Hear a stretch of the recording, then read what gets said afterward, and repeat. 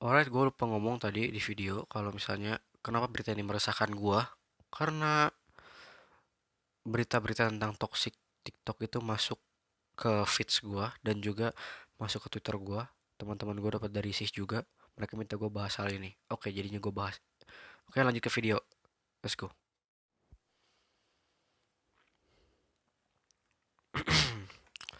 Alright, back again with me. Sekarang kita ngomongin aplikasi ini. Kalau lu tahu ini aplikasi apa?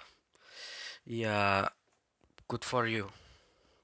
Kenapa? Karena saat ini aplikasi ini lagi booming-boomingnya, lagi gila-gilanya di dunia maya sampai masuk IG juga, udah gila ya.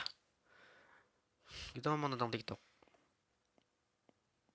Awalnya gue suka TikTok, gue nonton TikTok, gue ya banyak hal yang gue lakuin dengan TikTok ini. Gue sempet bikin video tentang TikTok di TikTok, tapi buat tugas, sempet bikin video kayak gitu. Nah, lama kelamaan gue mulai ngeliat kalau TikTok ini mulai istilahnya menyimpang lah dari apa yang harusnya ditujukan gitu kan. Misalnya ini kan platform buat mereka berkarya, tapi jadinya platform yang toksik banget buat gue, lebih toksik daripada Twitter. Sekarang kita kita cari tahu kenapa TikTok ini bisa jadi kayak gini. Ini jawabannya. Nah, 18 TikToker paling terkenal di bumi. Oke,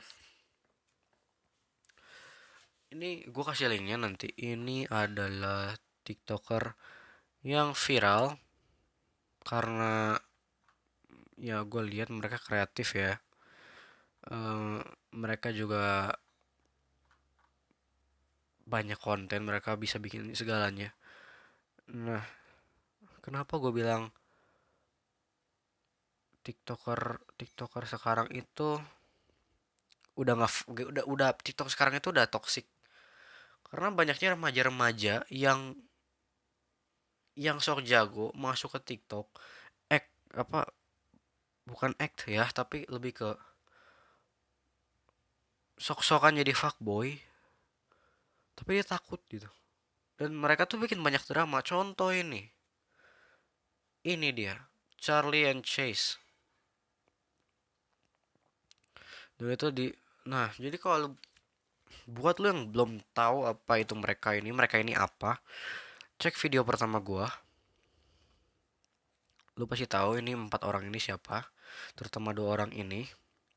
Asal lu tahu, orang ini itu 18, orang ini itu 16 seumur gua. Nah, kenapa gua bilang orang ini dan orang ini tuh jadi perusak TikTok? Karena dengan adanya mereka, dengan adanya drama dari mereka, TikTok jadi toksik. Bukan hanya hal itu aja. Gua gak ngerti, remaja-remaja yang goblok sekarang, yang tolol sekarang, masuk ke TikTok. Cuma buat jadi ya orang-orang toksik aja, pamer-pamer. Nih, lihat aja lu lihat fashionnya deh, fashion mereka. Nih, ntar gue cari yang bagus ya. Hmm, Sampaknya nggak ada yang bagus dari orang ini ya. Kosong gitu. Nah, ini dia. Gambar dulu. Kalau udah ngeloading, lu lihat gambar orang ini. Apa yang bisa lu petik dari sini? Fuckboy, satu.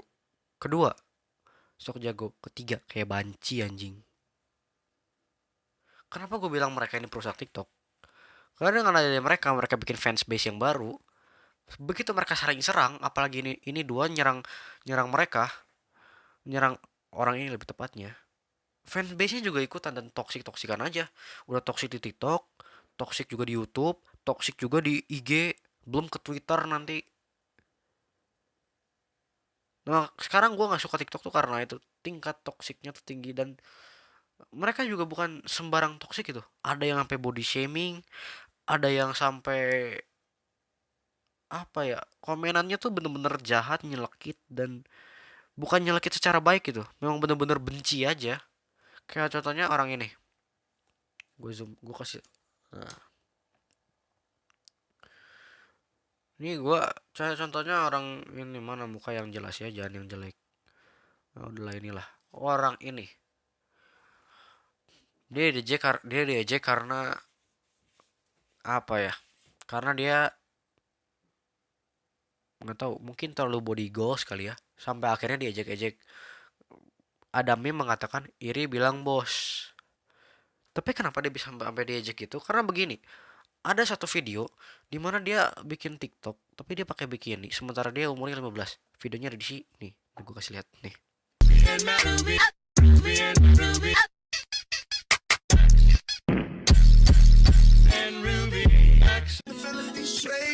Copywritten in all my decisions. This is not supposed to be a way of living. Turn my temple down into a prison. I ain't big dick, but I suck on it. I ain't fucking with a pussy, get a pop on it. Got dick for the pussy on me. Whip out my dick, then I hop on it. Oke, lo orang udah lihat. Sekarang logiknya begini. Di sana orang pakai bikini udah biasa, pakai baju-baju mini buat berenang udah biasa. Tapi lu umur 15, lu masih kecil, ya seumuran sama gua, lu udah begitu, Cok. Ya, orang-orang marah dan iri gitu. Pertama itu nggak seharusnya lu pakai. Kedua, nggak seharusnya lu pamerin. Ketiga, lu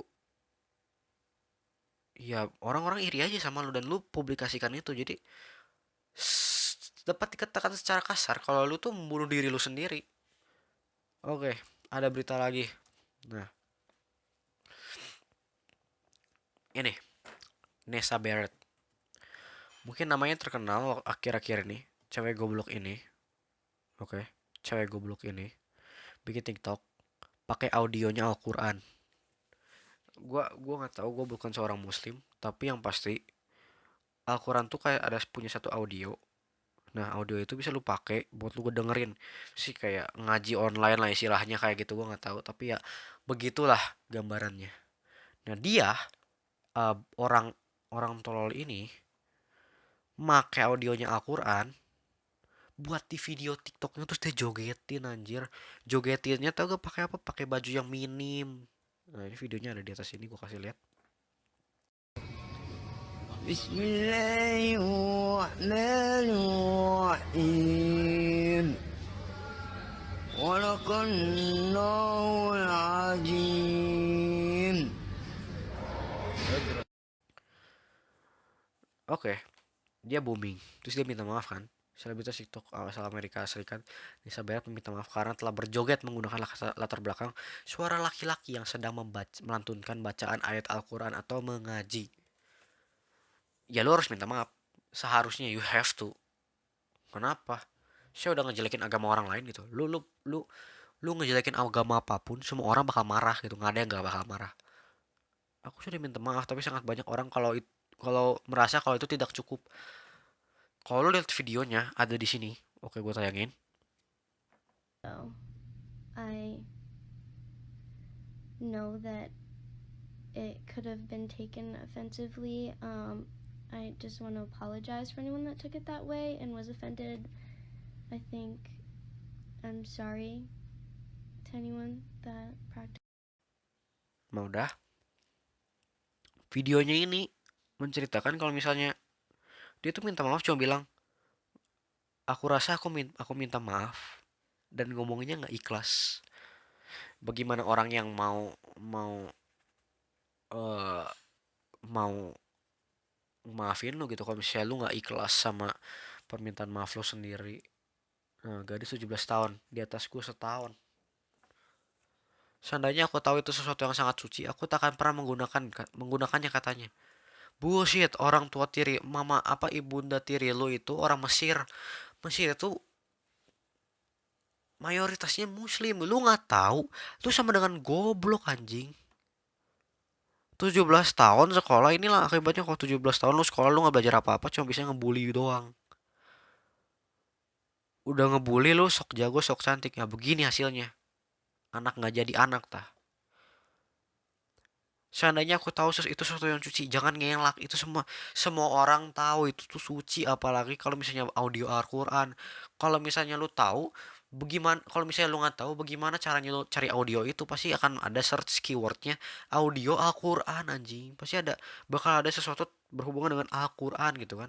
Kalau lu nggak tahu Al-Quran apa, keluar dari bumi anjir.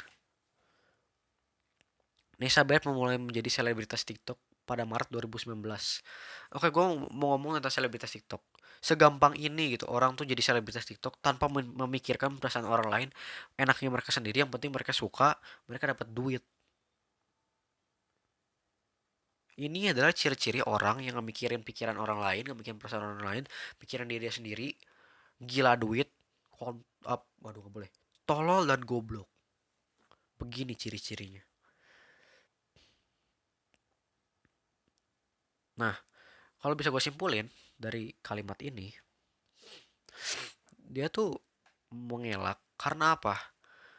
Ya biasa, spotlight ke orang-orang soal dikasih spotlight ke yang goblok. Mereka naikin kegoblokan mereka, orang-orang kesel tuh. Terus mereka hapus dan mereka minta maaf. Akhirnya apa? Subscribernya banyak, followersnya banyak, otomatis duit ngalir coy. Nah, gue juga mau ngomongin soal ini.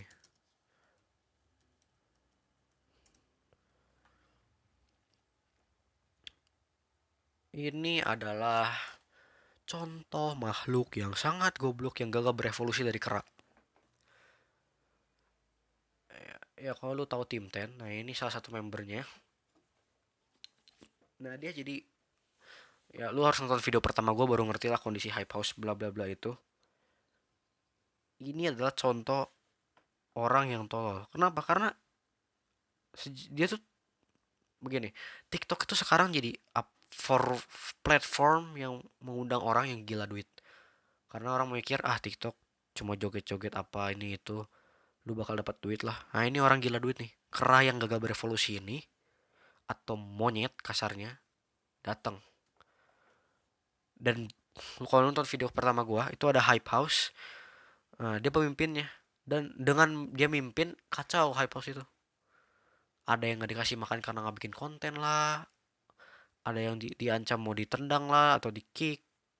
Ada yang di PHP-in sama dia lah. Contoh orang gila duit. Karena ya menurut gua forum TikTok itu nggak seharusnya jadi forum yang buat ngasilin duit gitu. It's just for fun.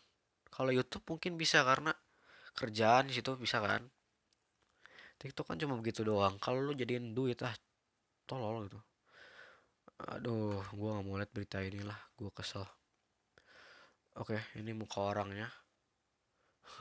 Muka orang kayak gini, tinggal ditambahin apa tinggi-tinggi gitu jadi ini jadi narapidana kan.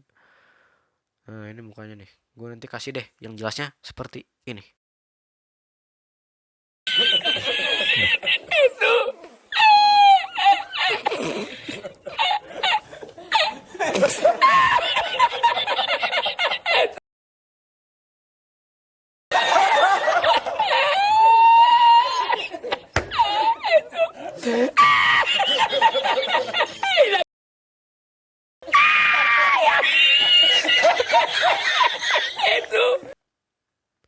Oke, udah jelas. Sekarang gue mau bahas kesimpulan gue. Kesimpulan gue, lu kalau mau jadi satu influencer, kalau mau jadi seseorang yang mau memotivasi orang lain, spread positivity anjing, bukan spread negativity. Orang ini spread negativity. Lu kalau tahu kasus dia tersandung kasus apa? Dia tersandung kasus perselingkuhan yang fatal, Cuk. Ngirim-ngirim foto, lu tau lah pap itu ke cewek orang lain.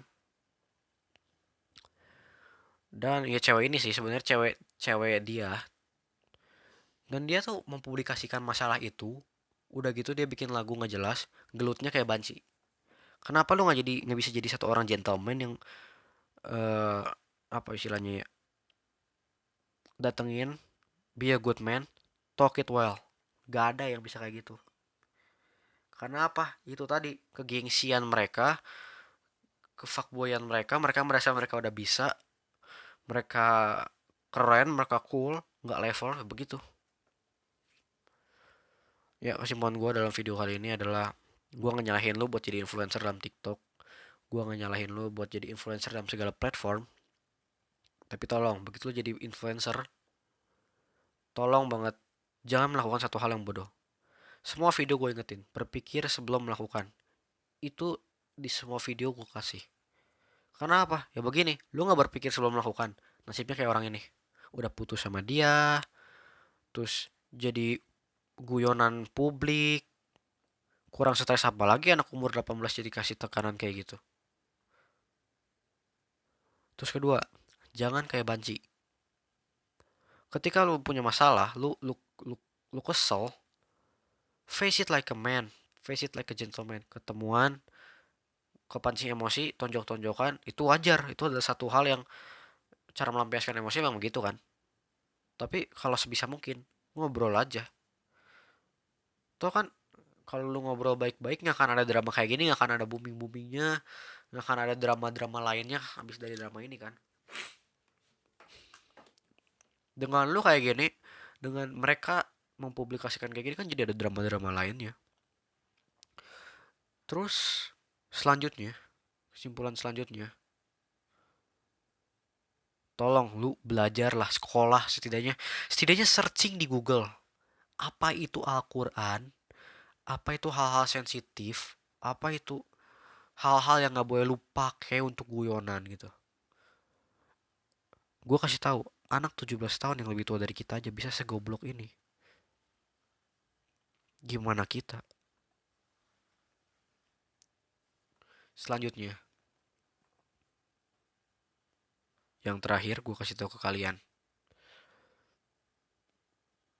Jangan pernah mancing orang buat kesenangan lu sendiri.